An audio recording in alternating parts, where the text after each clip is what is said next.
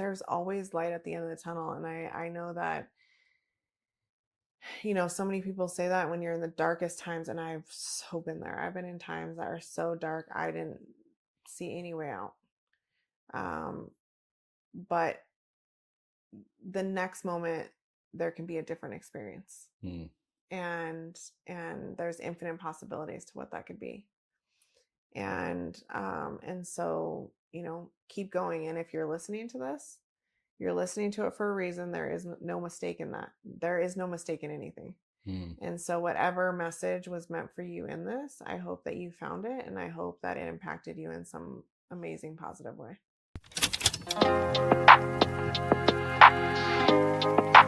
Hi, I'm Steve Saporn, and this is the Neuro's Journey. And I'm so happy to have Rachel Pastor here today.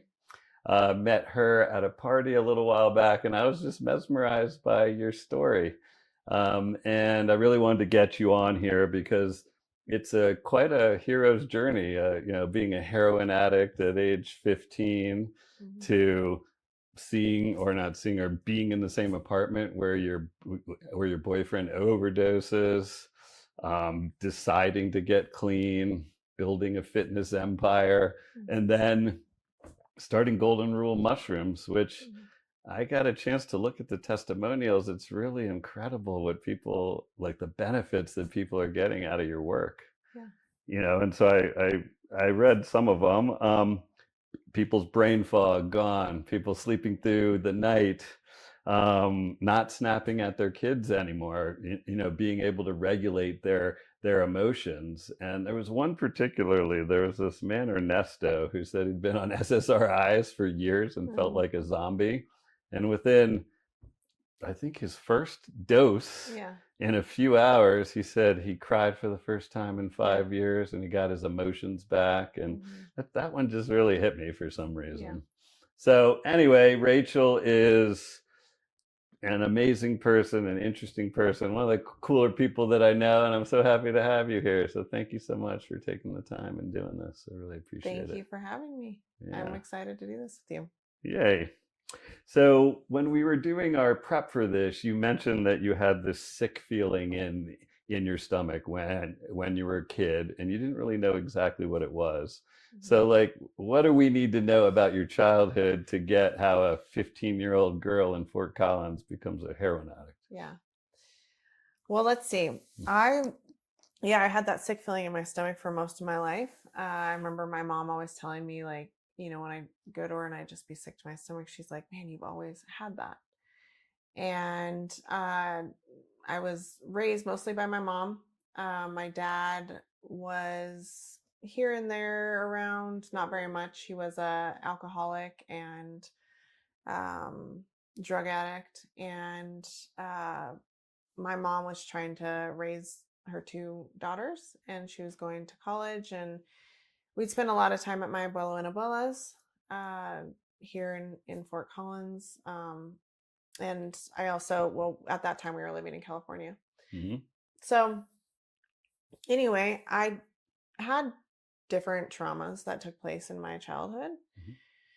Mostly what really I feel like, those all made an impact. All of our traumas make an impact. But I would say my mom, she really had multiple marriages throughout my childhood and was very distracted by those. And I was really searching to be loved. Like, I Mm-hmm. was really, really just wanting to be loved. And I ended up finding that in a boyfriend who was a couple years older than me and a heroin addiction.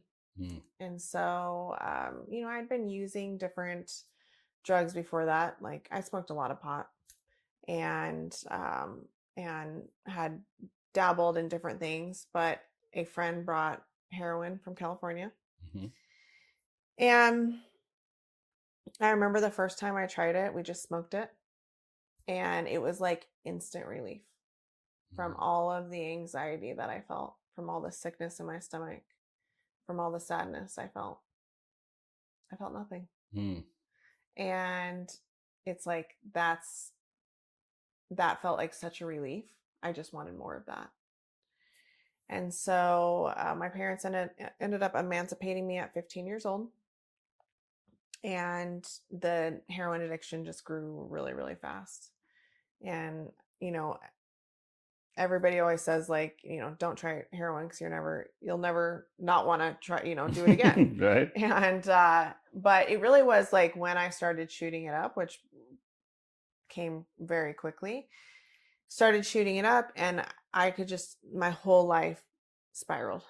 My whole life spiraled. My whole life became about the heroin. It Mm. was like it became about when I was going to be able to get the money to find the next dose, to do the next dose, and that was my whole life for many years. Mm. And so ended up becoming homeless and didn't talk to my family for years. And the only person I really had in my life was Matt, who was my boyfriend for since I was 15, and became heroin addicts together. Mm. And so we were really living this life together. And at 20, he died of a heroin overdose. I actually, earlier that day, I had done a little bit of that heroin, and I had my own overdose. Um, I never went to the hospital, but I had told him, I was like, don't do that stuff. But he chose to do it anyway, and he passed away, and it really was like a death or change moment for me. Mm. And I say it's a death or change moment because I really didn't want to live anymore. Mm. I was really, I'd know, I think there's moments in people's lives where they're like, it's really, really hard, and they're thinking like, you know, maybe they say things like, oh, I wish just, I wish I'd be done with, like, I'd be over this, or I'm done living this life, or whatever it is. But I could tell you at that moment, I truly was dead inside. I Mm. was completely dead inside. I truly didn't care if I lived anymore. And I could say, I got on my knees, prayed to a God that I didn't even know I believed in, asked God to completely take my life or change it. And ultimately, I feel like I did die that day. And not in the way that I thought, not in the way that I thought, but that person was really going through a death, the person I had been. I ended up being able to get a one-way ticket to Hawaii, uh, and gathered up enough money for that, put all my stuff in a backpack, and told myself when I got off that plane I'd never use again. I wish I could say it was really that easy, but it was extremely difficult because I had spent so much time on methadone clinics. Mm-hmm. So if I wasn't using heroin, I was at the methadone clinic. And, if you don't know what that is, it's something provided by the government to be able to help people who are in an opioid addiction, be able to essentially live life without feeling the withdrawals, the cravings, all of that. But at that time, I went to Maui, there were no methadone clinics there. And I knew I'd have to work really hard to find heroin. And so, and I had a bedroom to stay in. A gal that I had been a heroin addict with many years before, her mom, the minute we started using heroin, was like, this ain't happening, packed all of their stuff and moved her to Hawaii. Mm. And, that was it. They were on a great path, and they were letting me stay in this bedroom, and they just told me, you can stay here as long as you never use again. Mm. And so, yeah, the heroin was one thing, but really the methadone withdrawal was its own beast. Mm. And it was years and years of that recovery. It truly was me. I spent very informative years, 15 to 20, being a heroin addict. So during that time, you really, when other people are like learning what they love to do in life and learning how to react, be with others and have conversations, I wasn't doing that. And so I would just like, I would go sit on the beach, and I would just like see other people interact with each other, like see how people live their life, figuring out building an identity, really, because the identity I knew was a homeless heroin addict. And I had my boss Mimi. She invited me to go to the gym Mm-hmm. to work out. She wanted to lose weight, and so we walked on the treadmill. And I remember when she invited me to go walk on the treadmill, I was like, who the hell would want to go walk on a treadmill? Like this, it sounded like the worst thing ever to go do. Like who wants to spend their time doing that? But also, I just wanted a friend, and I just wanted somebody to hang out with.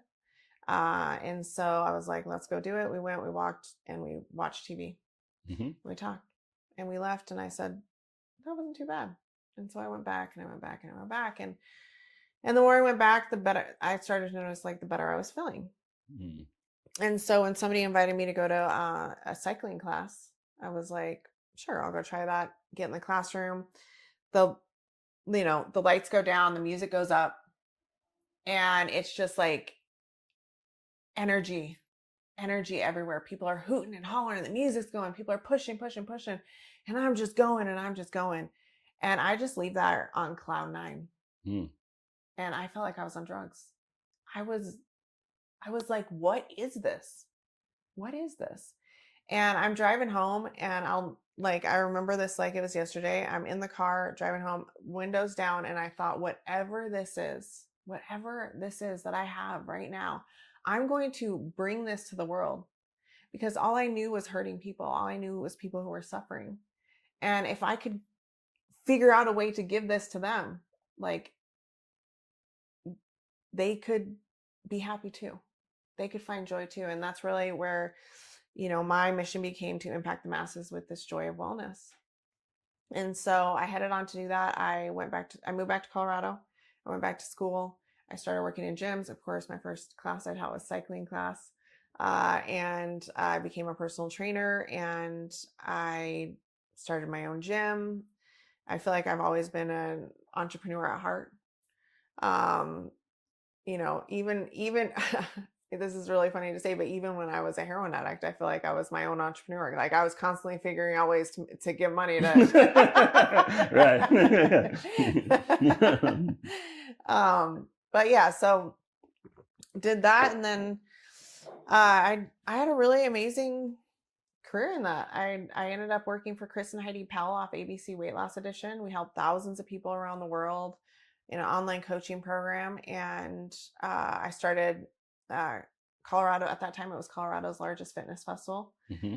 And started, renting out stadiums, shutting down the streets, and putting on these festivals that really brought this joy of wellness in one place. Like, no matter how you found it, whether it was through meditation, or it was through boxing, or it was through, whatever it was, we came together and celebrated that and really brought that joy.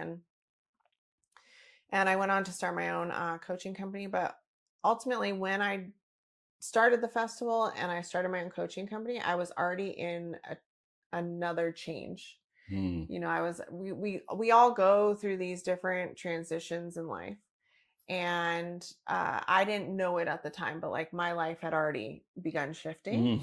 And it was like, when that moment happens, it's like, maybe everything's in flow. And then all of a sudden it's like, it feels a little bit sticky. It's like, oh, this just isn't making sense anymore. Like, this, it just isn't flowing anymore. What happened for me is, do you want to should I stop there, or what do you want to do? I want you to tell your story the way you want to. I have some questions about that. Yeah, let's go. So you talked about the experience of getting off heroin and methadone, and this is a multi-year thing, right?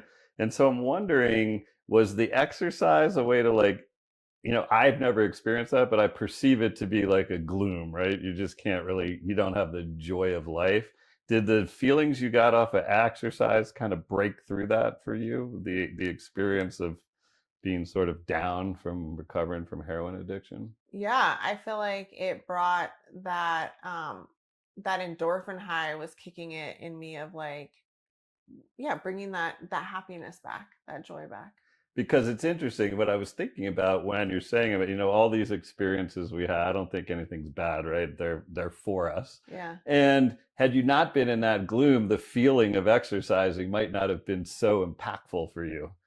Which then changed your whole life, and you became this big fitness entrepreneur. But I think we both would like to avoid people having to go through that. And it seems like there's a treatment, ibogaine, that eliminates that for Yeah. people. Hmm. And you know, in my experience of actually working with an addict right now, Hmm. Leah's brother, and communicating to him what is out there for him, it was a powerful story to tell him that, because he's been to rehab like 5 times. Hmm. Say, look, you know, this is your choice, but there's something different out there. And if you go through it, then you're going to have to change your life. It's up to you. Hmm. But you're not going to be like, you know, dragging this dread around for multiple years, which Right. is why like 90% of people relapse. Yeah. Yeah, absolutely. Absolutely. They're searching for that feeling again. Mm-hmm. And I will say I did become addicted to exercise, Mm-hmm. and which is totally a thing that happens. Yeah. And it was like I was constantly then searching for that endorphin high. Ultimately, what you're doing is no matter whether it's through heroin or working out, obviously working out's a much healthier choice, Mm-hmm. but you're searching for anything outside of yourself to help you feel better. Yeah. Yeah, Yeah. And then the other thing, you said it was a death or change moment. Did you contemplate death? absolutely. So it wasn't, you know, a given that you were going to move to Hawaii No.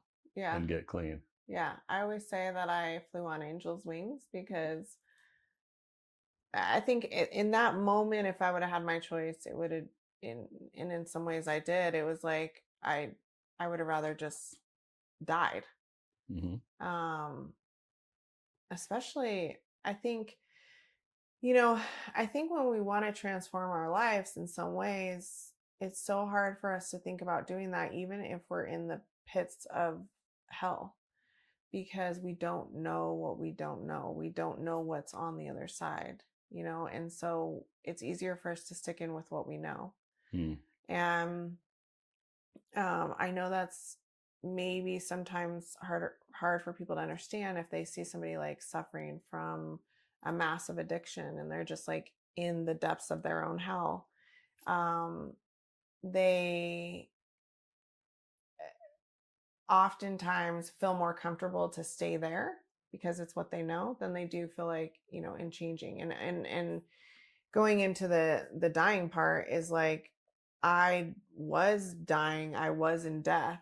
I just needed somebody to pull the last cord, Mm. and I was fine with that. It's what I knew. Yeah, you know, it's interesting because it's like what you're saying is supported by the brain science. The brain isn't wired to make you happy and Hmm. successful. It's wired to keep you alive, Hmm. and the easiest pathway to that. And so the essential thinking is, I'm still alive. This is a familiar thing. I'm just going to keep doing it. Right. So you have to actively sort of change it. And you hit on something that was interesting. Of course, you know, and exercise addiction is probably not one that people think badly about. But in our interview, you said something about, I'm not going to make another fitness plan for somebody without figuring out what's going on inside with them. Yeah. And so, did you actually start doing that? Like, were you doing that in fitness, or was that your transition to Golden Rule? Yeah. So when I was putting on the festival, Hmm. that was like a transformative time for me in that, here I am. I'm honestly living this dream career in a lot of ways. And I'm in leadership and I'm leading teams. And I have this team that I'm, leading to do these festivals. And we did that first year of the festival. And after we did that first year, I went back to them and I said, hey guys, let's do it again. Hmm. And every single one of them looked at me and was like, hell no. And it wasn't because the festival wasn't successful. It was because of me. It was like they wanted nothing to do with me. Mm. And it was like this huge mirroring moment where it was like, wow, I'm the problem. It's me. Mm. Hi, I'm the problem. It's me.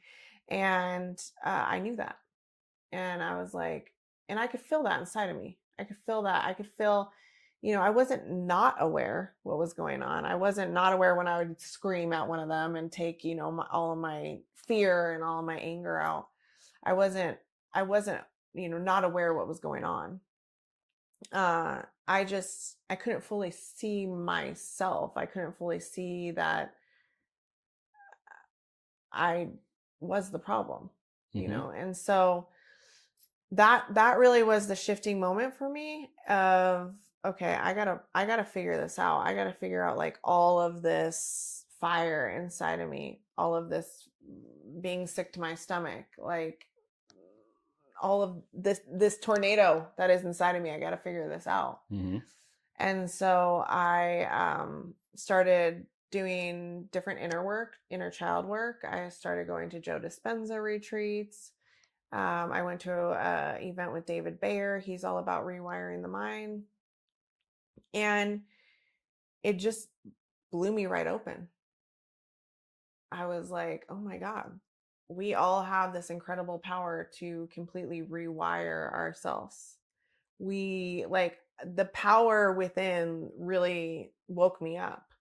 And understanding why people operate the way that they do, why they make the decisions that they do, why they, are choosing, even if they're 500 pounds, choosing to eat fast food and, over and over and over again. And they don't want to be that way, but they, why people don't change, just what you just talked about with like the brain. Mm-hmm.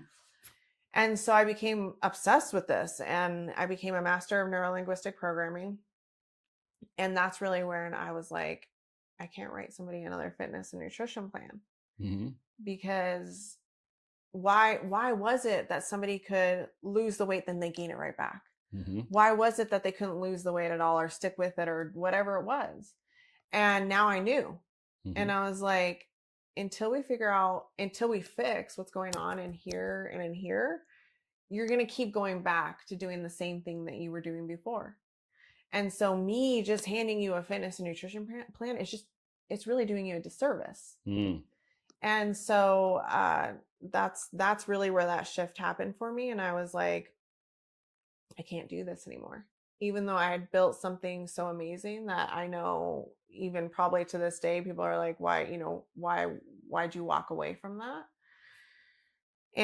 But it's like, once you know the truth, you can't unsee the truth, Mm. and that's what I had learned. And so I was like, I don't know what's next for me, but what I know is that whatever it is going to be helping people in this transformation, so that when somebody does hand them a fitness and nutrition plan, they can have an experience where they're able to really stick with it and create it into their lives and create the change that they want. So yeah, I left that and I went on a journey. At the same time, my husband was leaving the police force after 10 years. He had been military 6 years before that. And we both just went on this huge free fall. Neither of us knew what we were going to do next. I had started microdosing in this whole practice that I was in of, this inner work, and I was meditating and microdosing, and so many shifts were happening inside of me. And Garrett was really watching this take place. He was like very standoffish to even, me microdosing and meditating. It's not how our relationship started. Right. But the changes that were happening to me were undeniable. Mm. And so he was like, all right, I'm interested. So he started going to Joe Dispenza retreats, and he's kind of following me on this path, and we ended up going to an ayahuasca ceremony together. Mm. And in that ceremony, I, long story short, died and was reborn. And essentially the message was, you are worthy, you always were worthy, and that has never left you. And then the next night I sat with it, I was really shown that I was meant to bridge the gap. And essentially what that means into golden rule and how I got there is, there are these incredible tools out there to help people heal. And psychedelics is one of them. what I saw a lot when I started utilizing psychedelics as a tool for healing is that um, a lot of what was out there felt very psychedelic, Mm. felt very out there. And it also was like extremely hard to get. Like you had to go, Peter, Paul, Tom, and then you had to go through a Signal app and send a couple smoke flames and Right. and it just wasn't welcoming. Wasn't welcoming to the everyday person. And so it was like, how do we help people feel comfortable to try this incredible life-changing modality? Interesting. So there's a lot there. So when you were talking about, it sounded like you said at the time when the people said that we're not going to do the festival again. One, I think that's an incredible experience of people setting boundaries, Uh-huh. and they're actually being just as much for you as they're for them. Yes. Right? Yeah, I mean, that probably absolutely. took a lot of courage to tell your boss after 10,000 people show up at this, we're not into this anymore. Right. But it turned out to be really beneficial. And then you also said, you hadn't really healed what's inside. So did you just replace heroin with exercise essentially without like getting to the root of it? Uh, yes, absolutely. Absolutely. I mean, I wasn't I had I now looking back, I'm like, wow, I really was, utilizing some tools that I didn't even know I was utilizing back then through like changing my identity and things like that. But I hadn't healed what was going on inside. I just was masking it through, you know,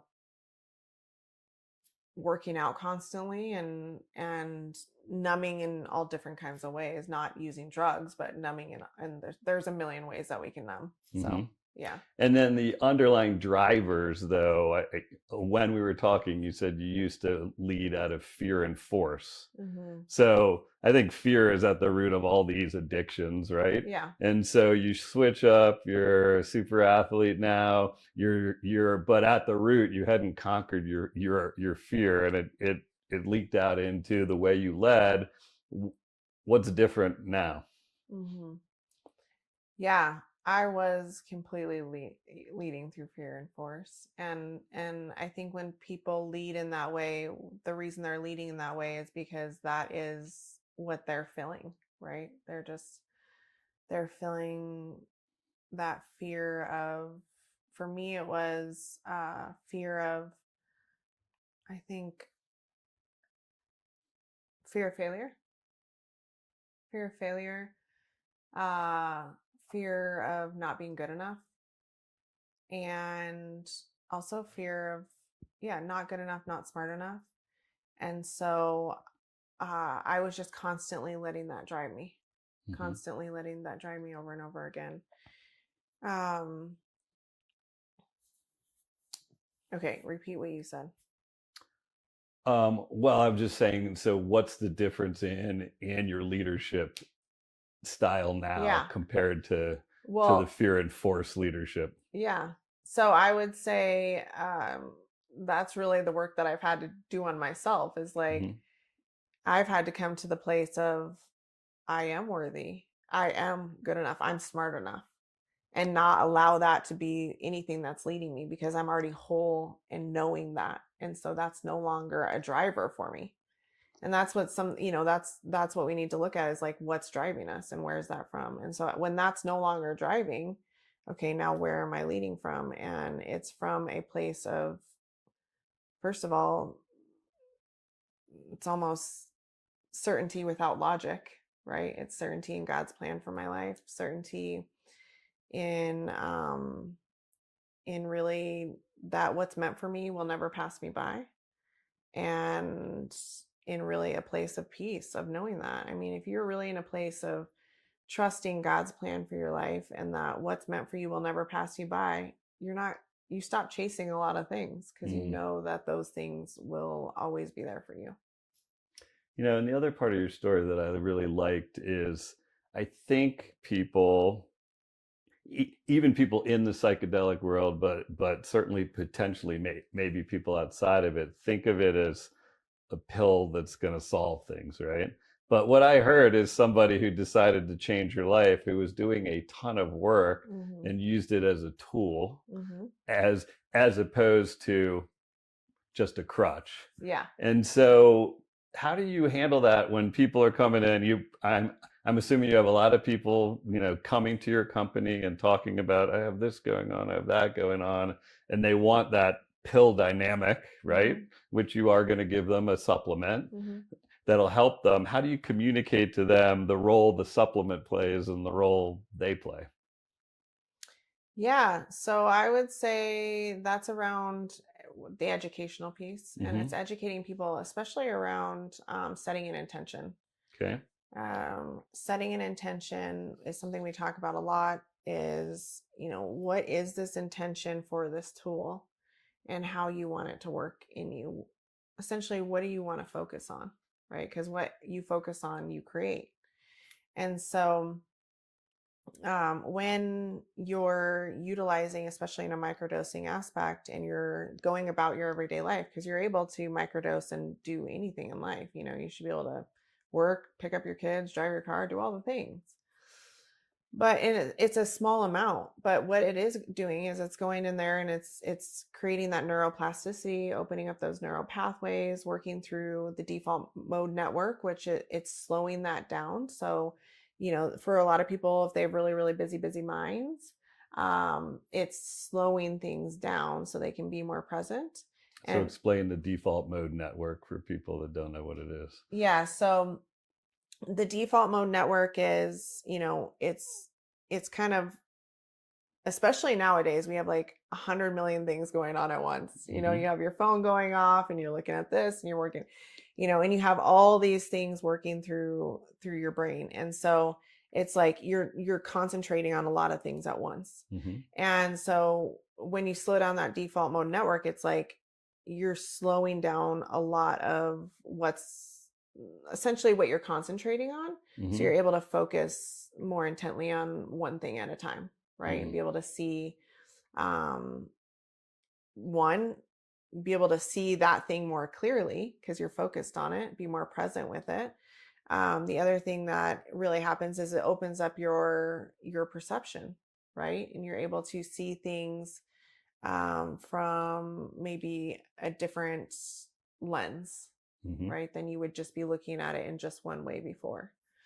And then through the amygdala is like, that's where that fear receptor is. So Hmm. it's like slowing that down essentially so that you're not getting that same feeling from all reactive off the fears that are coming in. Like the things that are coming in, normally maybe the reaction is fear, Hmm. but with using the psychedelic, it's like it calms that down. So you're Hmm. not as reactive. And then do you have less like ruminating thoughts? Yes, exactly. So, so people set an intention, and that's big in the big ceremony thing. You set an intention and you Hmm. integrate. Since this is an ongoing thing and it's sub-perceptual to a degree, Yeah. you feel better a little bit, but Yeah.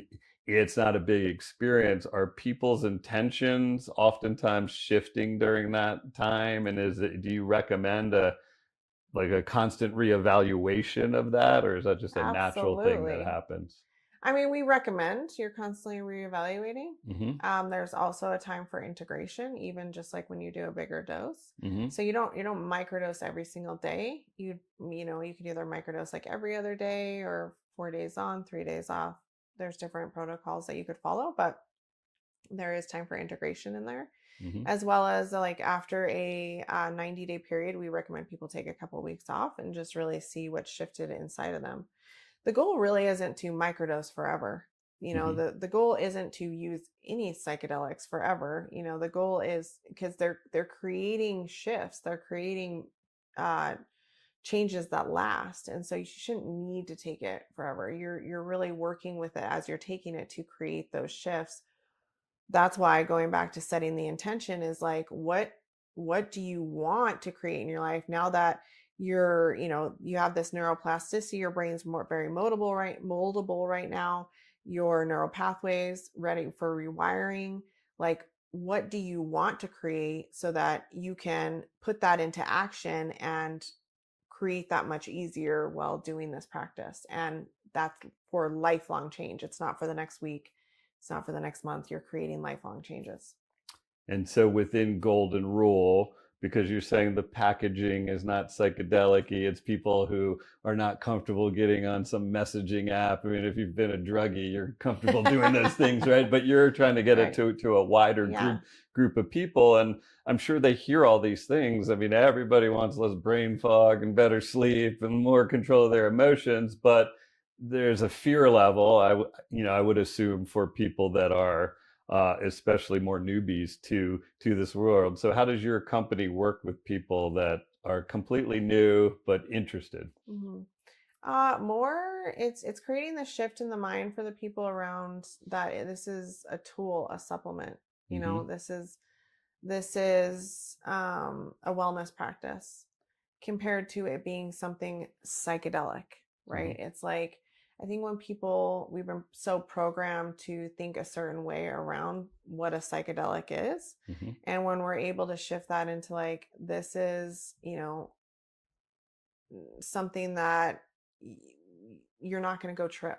You're not going to go see things. Hmm. Like you're taking a tool that's going to help shift some things inside of you, but you're not about to go, walk on different planets right now, right? What would someone experience? So for instance, my sister, uh, we talked about it. I sent her your website, not the Uh, kind of person that would typically engage in that. So how would you communicate to her, okay, it's not tripping, but it's something different. So what should you expect to feel if things are going well? yeah. So you'll feel lighter is the first thing people notice. Hmm. They feel more like lighter, joyful, present.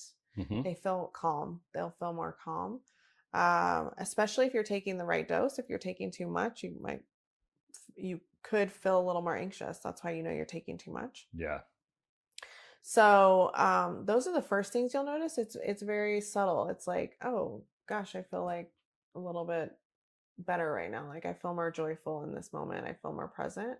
Um, and lighter. Again, like I said that one a couple times, but it truly is like the first thing people notice. Like they don't even notice how heavy they feel, and it's like Mhm. being able to breathe. And so if somebody is taking the right dose, and I know you might have to manipulate that for people's, particular systems, but if they have the right dose and they start taking the microdosing, should they be feeling these effects almost immediately, or does it build up over time, or how does it work? It really depends on the person as far as like everybody's dose is different. Hmm. But some people feel it right away. Absolutely. They feel relief right away. I think we heard on Ernesto, Yeah, he yeah. took one dose and that does happen. Sometimes for people, it does need to, especially if they've been on SSRIs or anything like that, Hmm. it can take a little bit longer for it to work. And there are protocols to taper off of your SSRIs or what you need to do to take them in conjunction because it can affect the experience. Interesting. And then so I'll let you practice on me, or you can like, so let's say I came to you, and I would imagine you get a number of stories, and some of them are pretty complex, right? Hmm So I've had a lot of nervous system healing, hmm and it's been an incredible experience. And recently, I've kind of noticed that I'm getting more sadness. Some of Uh-huh. the things that I was avoiding with that ramped up nervous system is sort of coming on, and I really, I work with my inner child, and I'm crying all the time. But I was asking him recently, like, "What's up? Like, why? What's happening?" He's like, "You never let me cry." Uh-huh. And that was like a shock to me. I feel like I'm weeping all the time, But so I've had this sort of experience of a little lower energy and a little more sadness coming up. And so let's say I come to you with that, and it's not just psilocybin. You have other psychedelics. So when you hear that story, how would you work with me? Yeah. Well, what is your intention? Ideally, it is, I want to be better at this. So I want to be more focused, more creative. I'm very loving, and as long as I get good sleep, I'm a pretty awesome dude. So I want to sleep well, but I think I also need to pay attention to what is surfacing and go into that. I don't know if microdosing does it all, but those are the things I'm kind of working with now. Yeah. So you're wanting to explore or allow for moments for you to be able to allow whatever needs to come up. That, and I also just notice when I am resourced, and sleep is my big issue. When I sleep well, I'm joyous as hell. Yeah. I feel great, and it's a really noticeable shift around when I don't. Yeah. And I'm able now with a different kind of nervous system. I don't take it out on other people. It just is on me. Yeah. But I'm lower energy, and I'm not doing as well as I could. And this work is what I want to do with my life, and I want to be good at it, and I want to be creative, and I want to be focused, and I want to be able to do it. Yeah. So it's like these things that I think they're all sort of in tandem, because I believe that some of this sadness is probably draining me and draining that, and then also sleep. What do you think causes you not to sleep well? What's really started, I've just started doing this in the past week or so, Mm-hmm. and I've been telling myself that I sleep well. Mm-hmm. I sleep well and all that. Mm-hmm. And I've been sleeping better. I think my experience though is I grew up with a lot of domestic violence Mm-hmm. in my house, and oftentimes I would go to bed and I would wake up and there would be banging and screaming and all kinds of things going on. Mm-hmm. And so I feel like the way I learned to be was to be alert while I was asleep, Mm-hmm. Mm-hmm. almost. Yeah. So I have those patterns that are not happening, and it's been 40 years since that was going on, but they're still affecting me. Yeah. Yeah. So that part of you is still there on high alert. Yeah. Okay. Well, I for you would really suggest San Pedro. Okay. Because although you've done so much nervous system regulation, which I can totally feel that from you, you're like, I can definitely feel that. Is continuing to work with your nervous system and that part of yourself that is feeling the need to stay alert at night. Hmm. So it's like going into San Pedro really works through the nervous system. So that's the nervous system regulator right there. So explain what San Pedro is for people that don't know. Yeah, San Pedro is a cactus. Hmm. And so it mescaline is a part of that. That you can buy at Home Depot. It's legal to buy. Yeah, absolutely. You can. I see San Pedro cactuses in so many people's houses, and all over the place. Hmm. But yeah, so it's a nervous system regulator, Hmm. and the more that you can continue to bring down that nervous system while you're working with that part of yourself and continuing to help it feel safe to allow you to sleep through the night without staying high alert, Hmm. right? The more it's going to again like feel safe to do that, and you're also programming in that like your nervous system's so calm right now, it is safe to do that. Hmm. And then I wonder if that would also give me more ability to go into the sad stuff, because I did have a psychedelic experience. I did bufo one time, and this is before I really knew what was going on or how to do it. It was kind people that knew how to get it, Yeah. but I didn't know anything about it. And I did my first dose, and I didn't at that point know about my sexual abuse. I knew about all the other stuff. When I came back, I literally cried uncontrollably for nearly 20 minutes and saying things like, I hurt so bad inside. And all these things were not apparent to me at all. I had been in a men's group, and one of the things we do in that men's group is do a little meditation. We all look at each other for a couple breaths and we have reflections.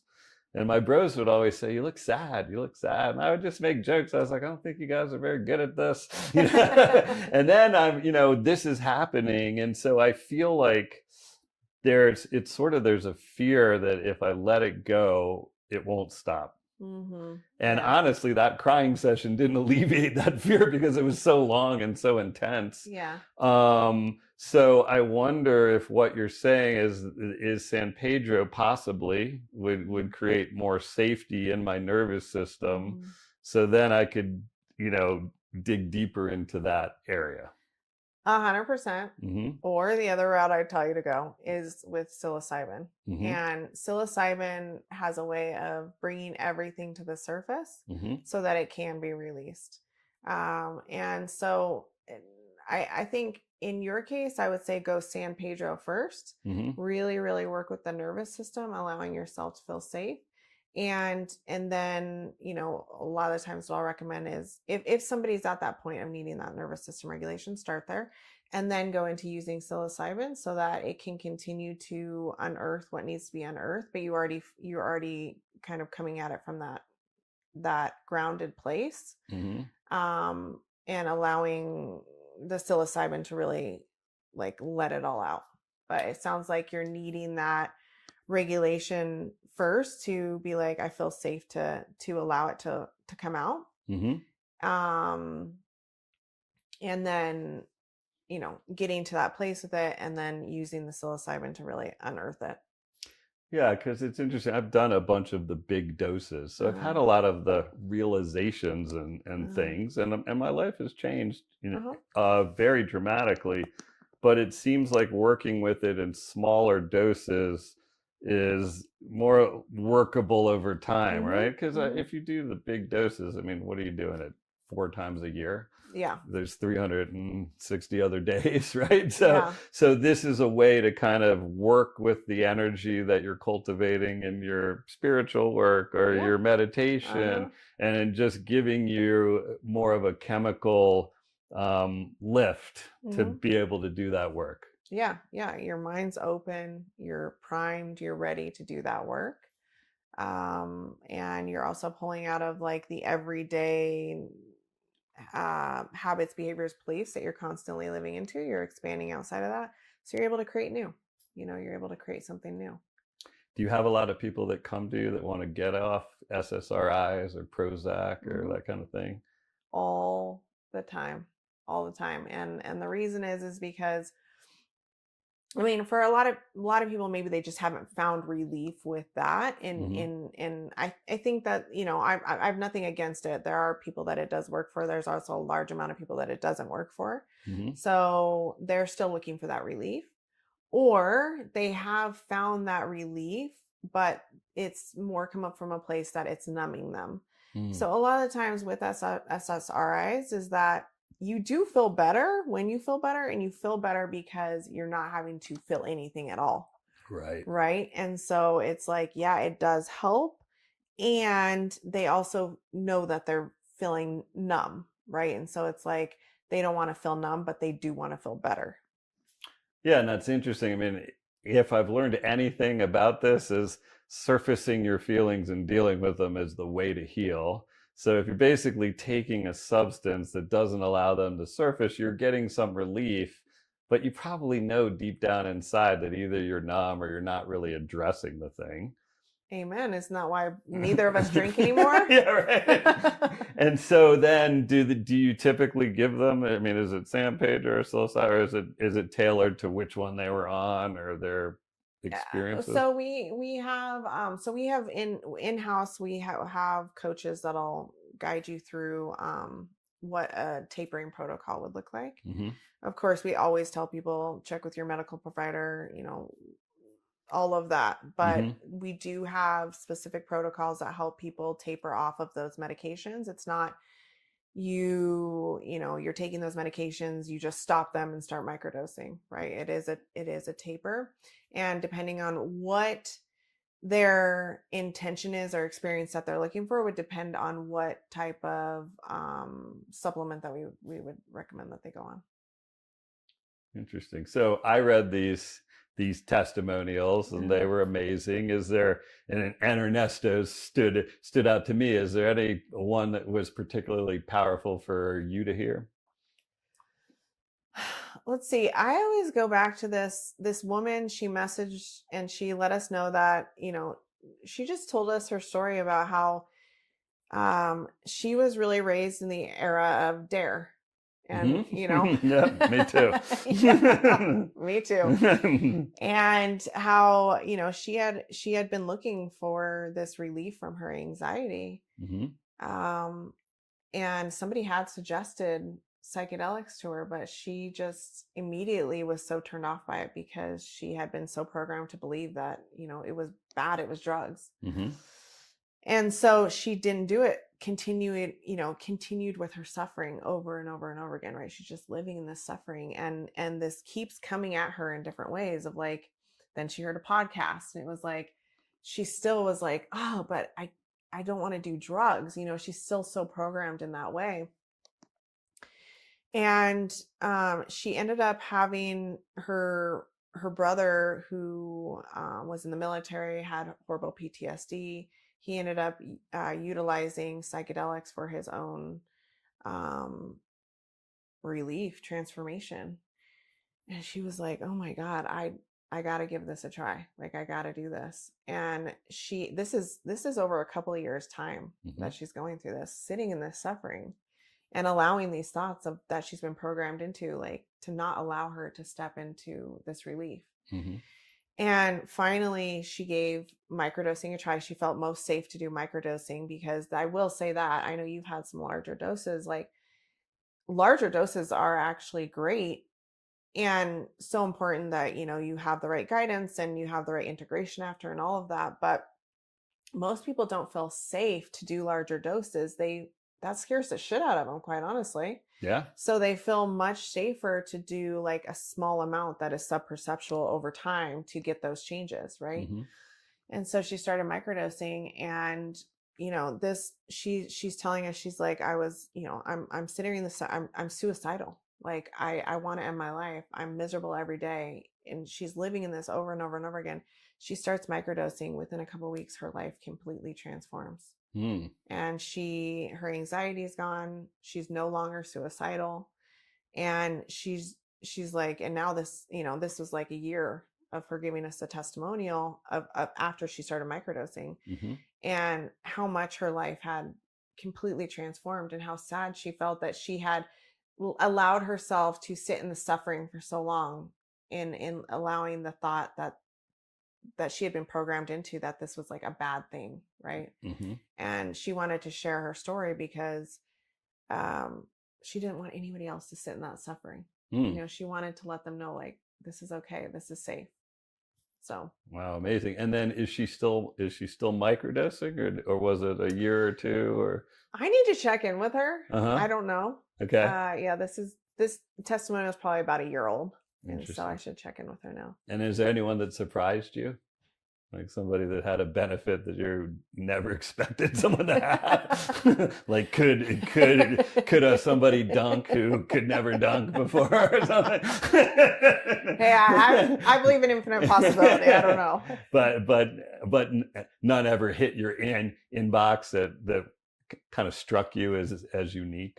Um, it is always unique in the way that it hits people. So Hmm. like, people talking about even their own sexuality, and like how they have, I mean, it's fixed their sex life with their partner.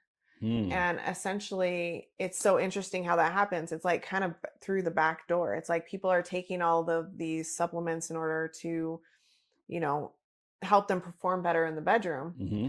when actually the issue had nothing, again, that's just another thing that you take when you're not actually fixing the root of the problem. Right. And It's like a mechanical thing instead. It's kind of like the fitness plan without dealing with the underlying issues. Yeah.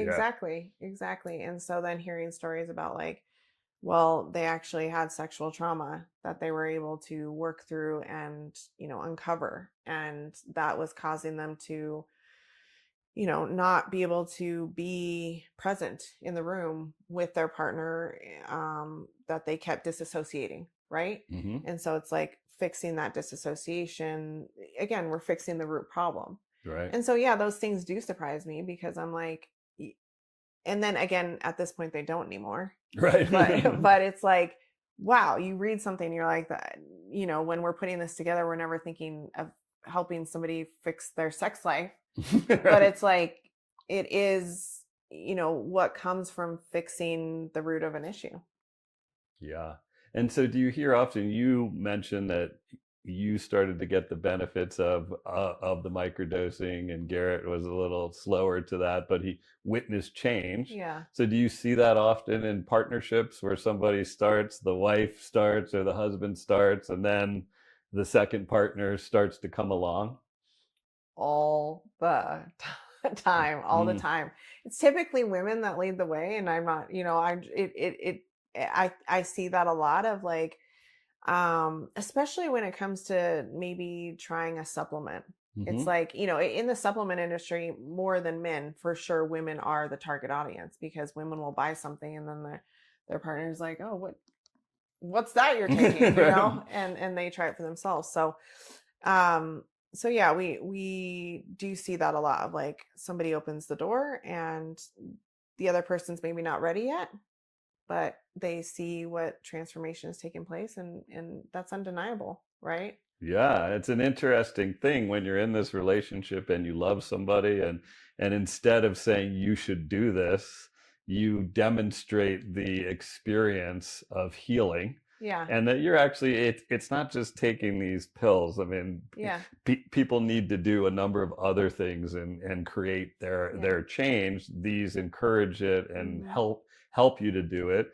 And so then they go inward, and then they model that behavior, and then their loved ones come along. Yeah. Yeah. Yeah. Absolutely. That's how you get people to change. Yeah. It's never by telling them when we both have kids, so we both know. It's Yeah. not by, you need to do this. It's like it's a demonstration of. Yeah, and I would say, certainly my nervous system calming down has radically changed the way that I parent. Yes, I just absolutely. don't, I have that choice of Yeah. my actions, and I feel less power over kind of vibe Yeah. and more aligned. My son is 17, he's got his first girlfriend. I know exactly what that's like. Hmm. Before, some of the things that would happen, I would have been kind of hard ass on, well, this and Hmm. that, and now we're more teammates about it. Right. And when that happens, I get more of his actual true self. And Hmm. some of it is, some of the shit I did that wasn't that cool. But I mean, I'd much rather have him tell me about it and us talk about it than him just tell his therapist A hundred or percent. whatever. Yeah. Yeah. And so I feel like I get more of him, and there's more trust. And so these things like affect the whole system. Hmm. It's Hmm. really amazing. It does.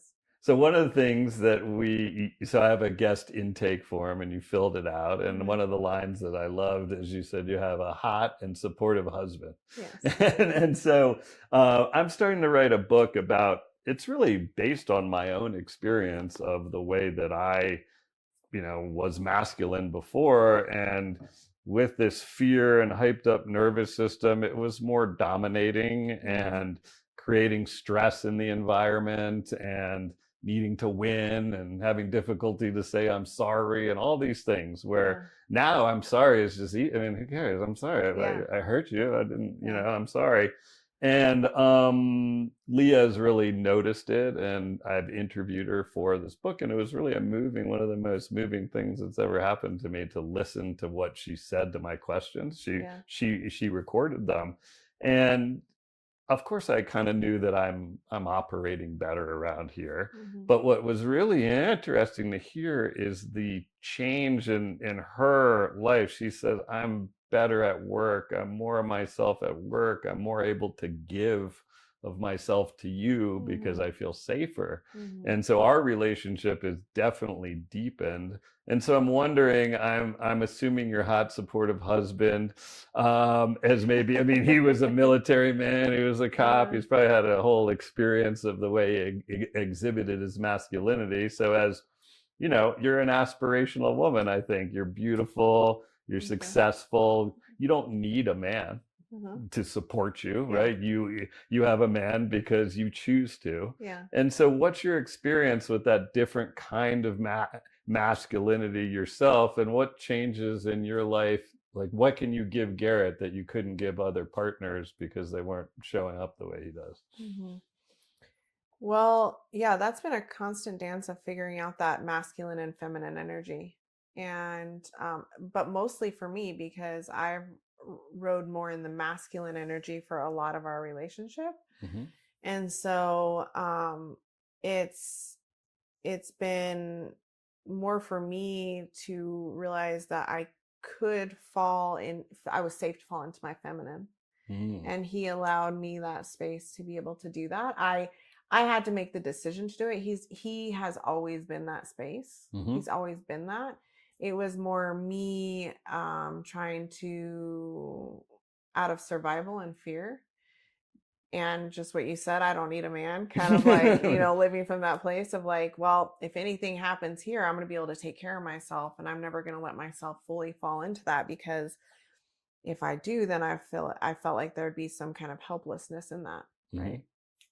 But he over and over and over again showed up in a way of allowing me to feel safe to fall into that feminine energy, and lead in a way of, in the masculine, that was more from a place of love and support, Hmm. instead of making me feel inferior in any way, or um, like like yeah, just I feel like fear builds walls, Hmm.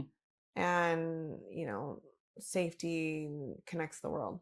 Mm. And so like that, I feel like he allowed me in that safety to just be.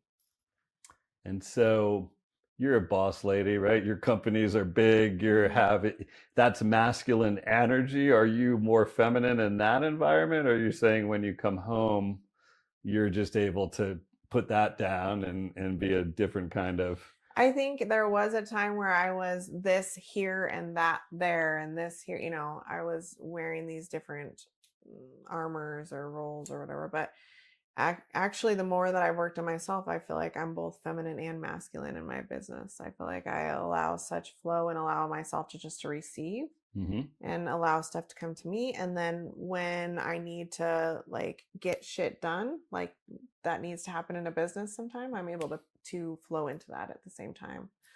And I feel like when I'm at home, I'm actually more have a lot I dance in both, but I feel like I've allowed myself to actually just be more feminine in general at home, because I feel like Garrett has the masculine, so I don't need to wear that, and Hmm. I have the feminine, so we're able to like be in that together.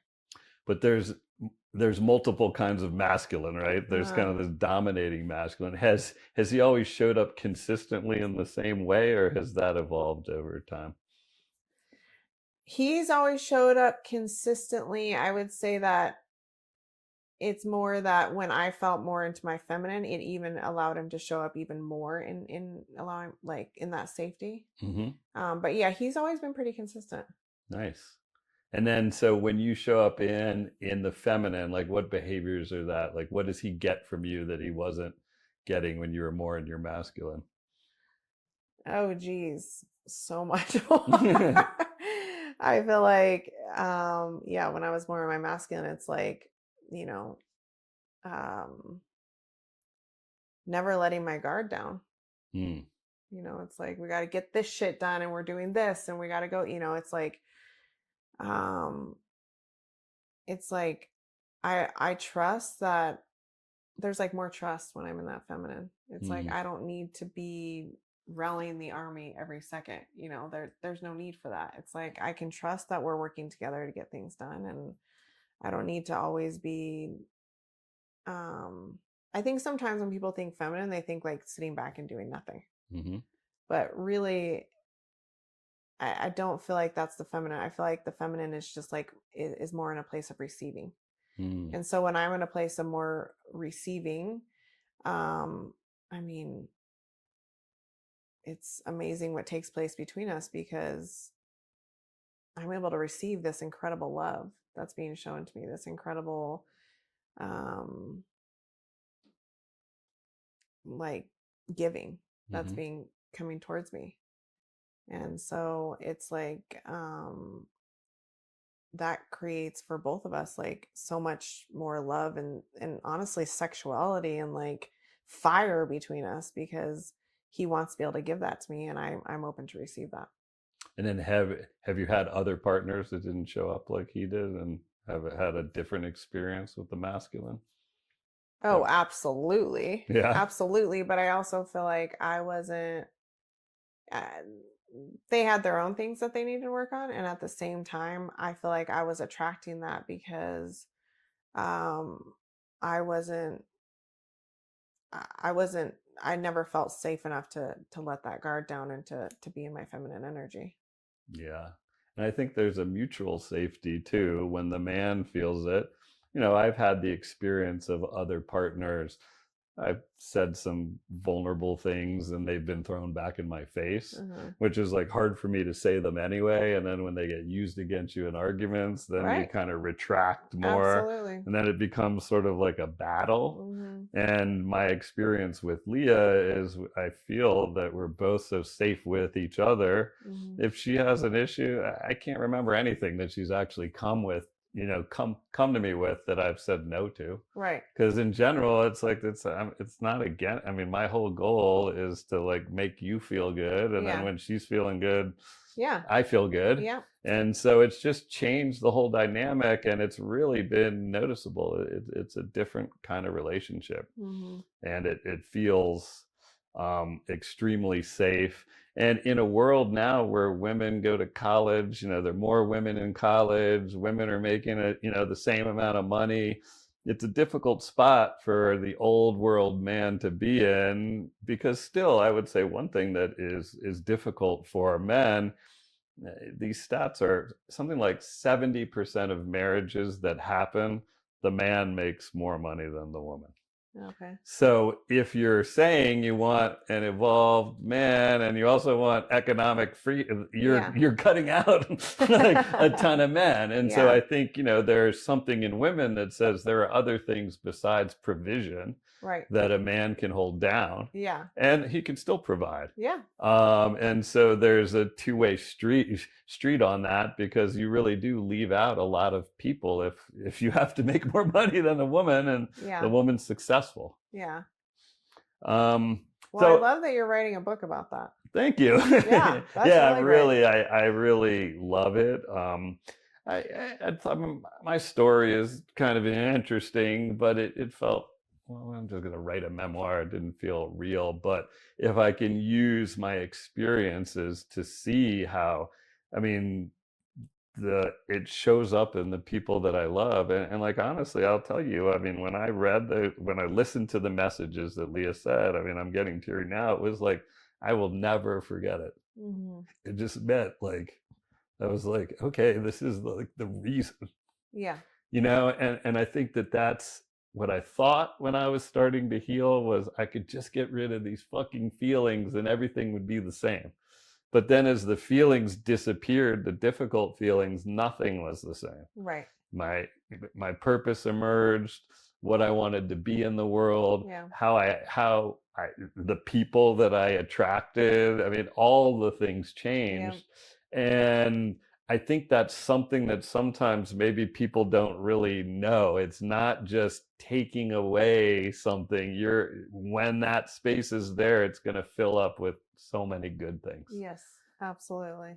And and one of the things that used to take that space up for me was drinking a lot of alcohol for a very Mm. long time. I grew up in a heavy drinking culture.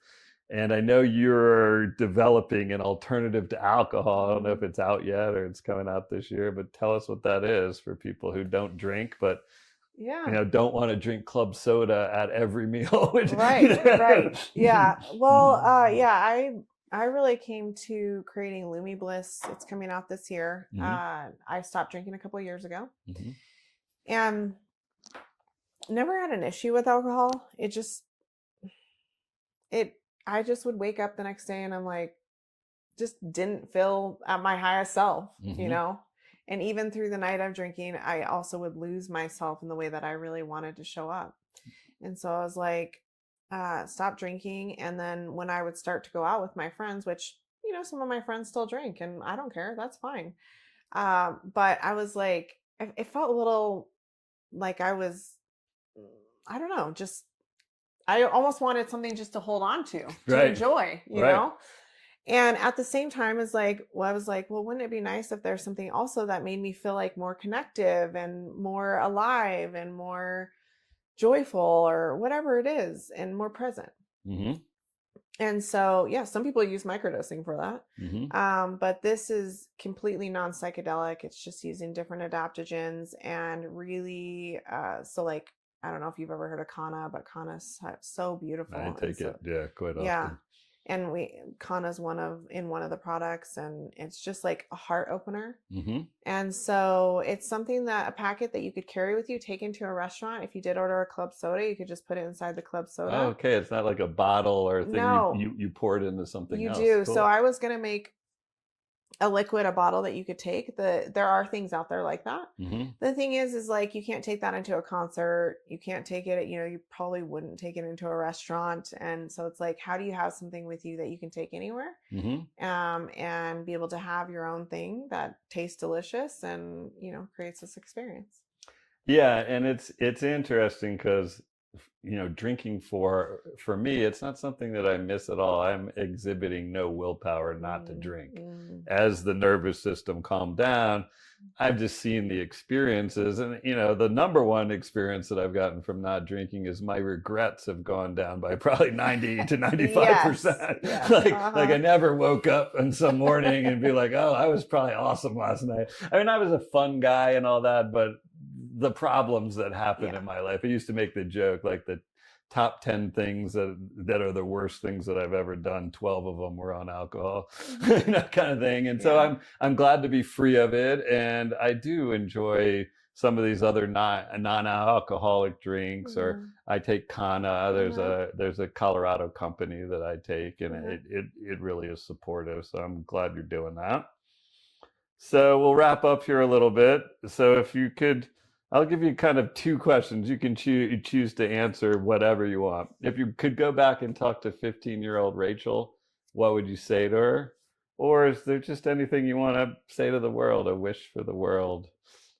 Well, I'll say both, because it's really, if I go back to that version of myself often, and I always tell her it's going to be okay.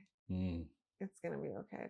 It turns out far better than you ever could imagine. So keep going. And I would say the same thing for anybody. It's like, there's always light at the end of the tunnel. And I know that, so many people say that when you're in the darkest times, and I've so been there. I've been in times that are so dark, I didn't see any way out. But the next moment there can be a different experience. And there's infinite possibilities to what that could be. And so, keep going. And if you're listening to this, you're listening to it for a reason. There is no mistake in that. There is no mistake in anything. And so whatever message was meant for you in this, I hope that you found it, and I hope that it impacted you in some amazing, positive way. I love that so much. And one way that I like to frame that, especially, we're dealing with a heavy addict right now, and he's moving on his way to kind of moving here and coming to Ibogaine, but just tell him there's nothing wrong with what's happening now. Yeah. If you choose to continue to be an addict, I still love you. Yeah. I'm not going to support you. Yeah. But that's your choice. And we're all on this hero's journey, and the dark parts are just as important as the light parts. Yeah. And so to always look at what's happening as, well, what is the message of this? What am I meant to be learning? It's not supposed to be here. Yeah. It's supposed to be here.